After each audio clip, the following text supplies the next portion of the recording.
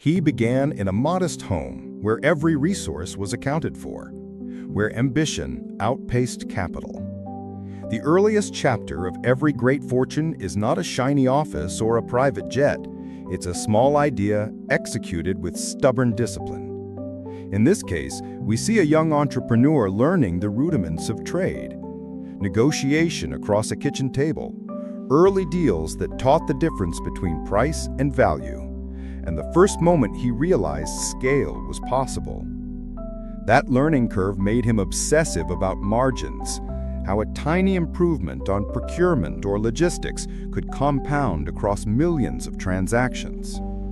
He watched competitors fumble through bureaucracy and turn speed into advantage. We're at the fork in the road where a cautious leader either clings to what works or stakes everything on growth. The richest man in this story chose risk, not reckless gambling, but calculated asymmetric bets. He borrowed to build capacity when others were retrenching. Facing creditors, he negotiated terms that bought time and aligned incentives.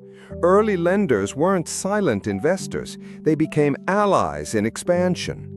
That period forged his relationship with capital markets and taught him how to turn debt into a lever for growth.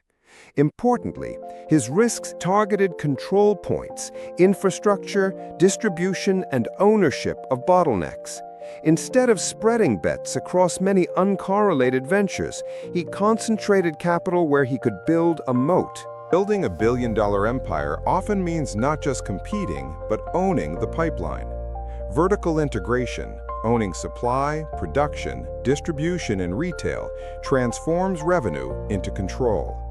The featured Billionaire's playbook focused on closing gaps where margins leaked. If suppliers could dictate price or distribution could throttle access, you buy them or build substitutes. That kind of consolidation demands operational excellence.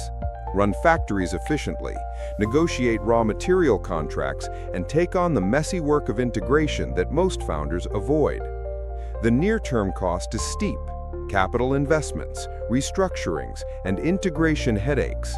But the long-term reward is the ability to set price, manage quality, and scale rapidly in new markets. Vertical integration also shields margins in downturns. Scale comes influence.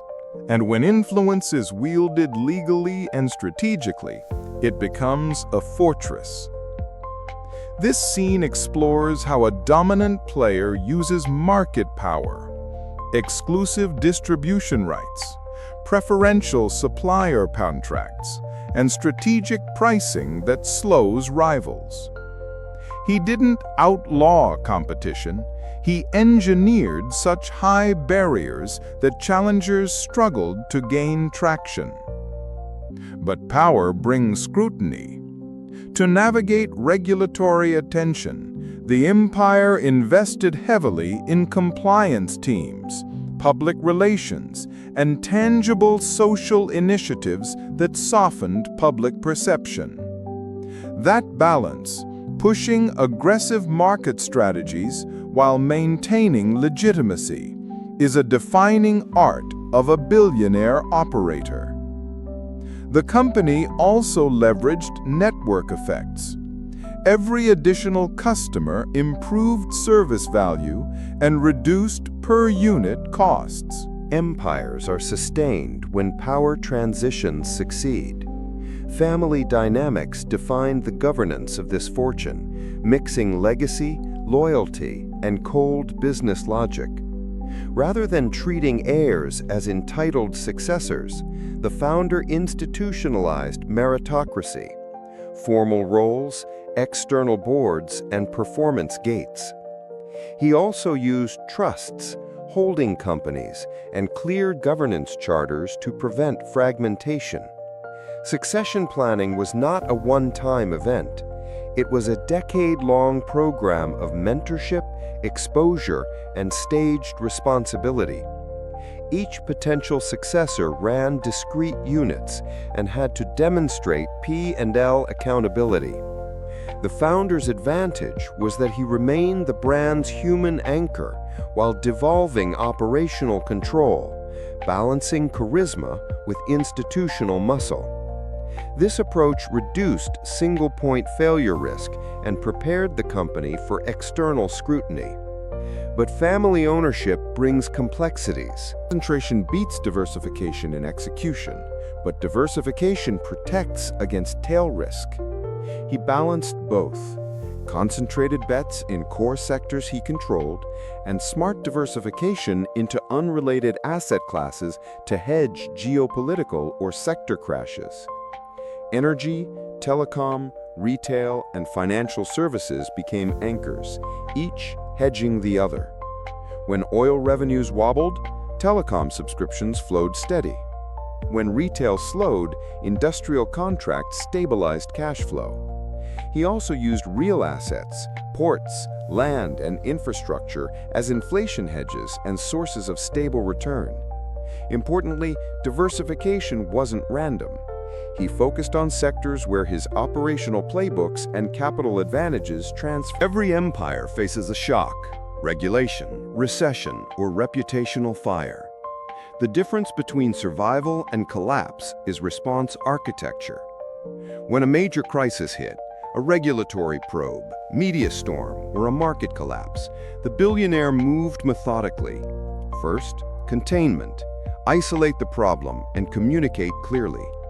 He appointed crisis teams, briefed stakeholders, and ensured service continuity. Next, transparency. Admitting mistakes where necessary and presenting a corrective roadmap calmed markets and public sentiment. Then, execution. Operational fixes, leadership changes, and financial restructuring where needed. People often underestimate the role of credibility. Having reserves, reputable advisors, and visible governance makes stakeholders give you time. He leveraged those assets. Importantly, he converted crises into strategic advantage by investing during panic, buying competitors or assets at discounted valuations to grow market share. But the ethical lesson matters. Long-term resilience is tied to legitimacy. Shortcuts may yield speed, but undermine the trust that is priceless in a crisis. The empire that endured did so by combining financial muscle with credible governments and a disciplined emergency playbook. The result? Not just survival, but a stronger, more explicit framework for accountability and growth. The public, billionaires or brands, curated and staged. But behind glossy appearances lie gritty strategies, pragmatism, and quiet deals. The featured figure mastered both sides, a public persona that inspires trust and a private strategy that protects power. He invested in philanthropy, cultural institutions, and media to shape the narrative. Not vanity, but soft power that preserved the license to operate. Simultaneously, he ran cold spreadsheets that decided which markets to press and which to retreat from. This duality is deliberate. A well-maintained public image attracts talent, investors, and goodwill. Private discipline ensures operational dominance. He controlled message cadence, big public reveals on milestones, discreet consolidation moves behind closed doors. For viewers, the takeaway is about optics. Reputation is a strategic asset. But don't mistake image building for strategy. The most successful operators align both: visible generosity that buys trust and invisible rigor that compounds wealth. That is how influence becomes sustainable. Empire is free from controversy, antitrust scrutiny, media criticism, or accusations of unfair advantage are inevitable. The billionaire we study faced tough headlines and public skepticism. How he handled criticism is instructive. Acknowledge where valid, litigate where necessary, and always present evidence of long-term economic contribution, jobs, infrastructure, and community investment.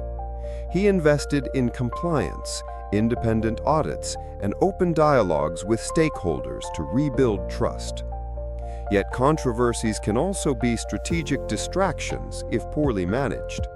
Turning them into lessons instead of liabilities requires humility and a willingness to change.